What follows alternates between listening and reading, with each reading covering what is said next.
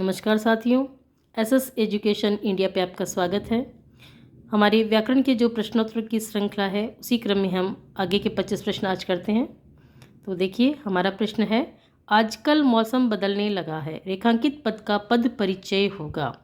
तो यहाँ पर देखिए, आजकल में कालवाचक क्रिया विशेषण है और जो आजकल शब्द है ये बदलने लगा है क्रिया का विशेषण है। अगला है, कृदंत शब्द कृत प्रत्यय का उदाहरण है, तो ये है खिलाड़ी। अगला है, क्रिया के मूल को कहते हैं, तो क्रिया के मूल को धातु कहा जाता है। अगला हमारा प्रश्न है, लड़का किताब पढ़ रहा है, इस वाक्य में कौन सा पदबंध है। तो देखिए, जो लड़का है ये हो गया कर्ता और जो किताब है वो है कर्म और पढ़ रहा है क्रिया। अगला प्रश्न है, निम्न विकल्पों में से उस विकल्प का चयन कीजिए जो दिए गए वाक्य के अनुसार सर्वनाम के भेद का सही विकल्प हो। यह मेरी किताब है, वह तुम्हारी है, तो इसमें संबंधवाचक सर्वनाम होगा। अगला है, निम्न विकल्पों में से उस विकल्प का चयन कीजिए जो जातिवाचक संज्ञा का सही विकल्प है। तो यहाँ पर जातिवाचक संज्ञा होगी फूल में।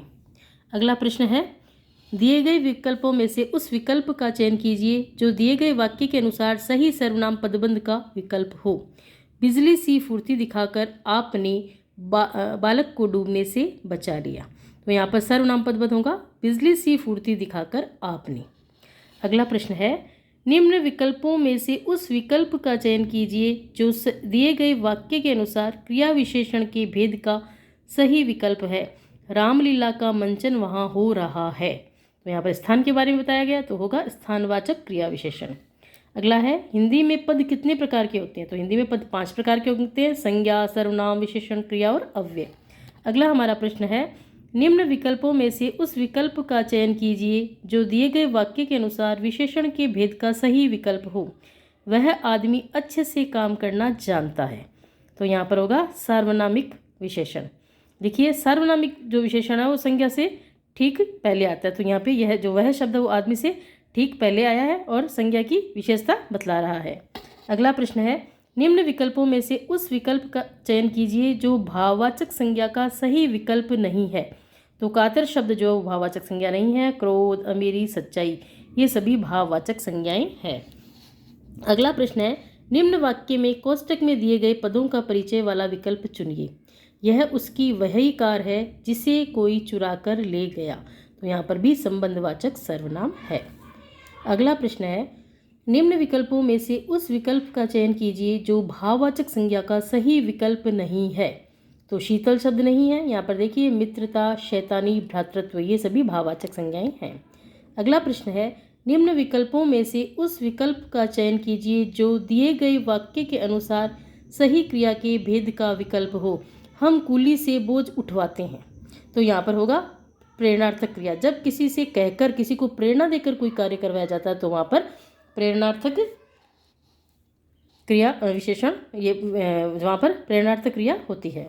अगला प्रश्न है, निम्न विकल्पों में से उस विकल्प का चयन कीजिए जो द्रव्यवाचक संज्ञा का सही विकल्प है। तो यहाँ पर आएगा दाल। देखिए, द्रव्यवाचक संज्ञा के अंतर्गत सभी द्रव्य पदार्थ, सभी धातुएं जो है वो द्रव्यवाचक संज्ञा के अंतर्गत आती है। अगला प्रश्न है, निम्न विकल्पों में से उस विकल्प का चयन कीजिए जो भाववाचक संज्ञा का सही विकल्प नहीं है। तो यहाँ पर क्षुब्ध शब्द जो होगा, ये शब्द भाववाचक संज्ञा का विकल्प नहीं है। सिलाई, भ्रातृत्व, दानवता, ये सभी भाववाचक संज्ञाएं हैं।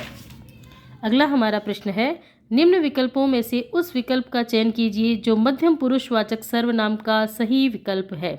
तो यहाँ पर है आप, ये मध्यम पुरुषवाचक सर्वनाम है। अगला प्रश्न है, निम्न विकल्प में से उस विकल्प का चयन कीजिए जो दिए गए वाक्य के अनुसार विशेषण के भेद का सही विकल्प हो। मुझे खाना बनाने के लिए थोड़ा सा सामान चाहिए। तो यहाँ पर थोड़ा सा है, तो यहाँ पर परिमाणवाचक विशेषण होगा।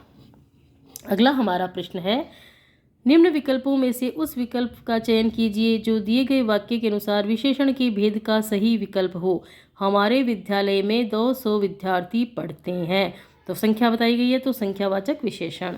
अगला है, निम्न विकल्पों में से उस विकल्प का चयन कीजिए जो दिए गए वाक्य के अनुसार सर्वनाम के भेद का सही विकल्प हो। वह फिर प्रथम आया है। तो निश्चयवाचक सर्वनाम है। अगला है, निम्न विकल्पों में से उस विकल्प का चयन कीजिए जो भाववाचक संज्ञा का सही विकल्प नहीं है। तो धीर शब्द में भाववाचक संज्ञा नहीं है। क्रांति, चौड़ाई, नीलिमा ये सभी भाववाचक संज्ञाएं हैं।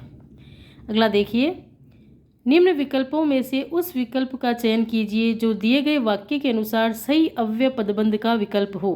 अपने सामान के साथ वह चला गया।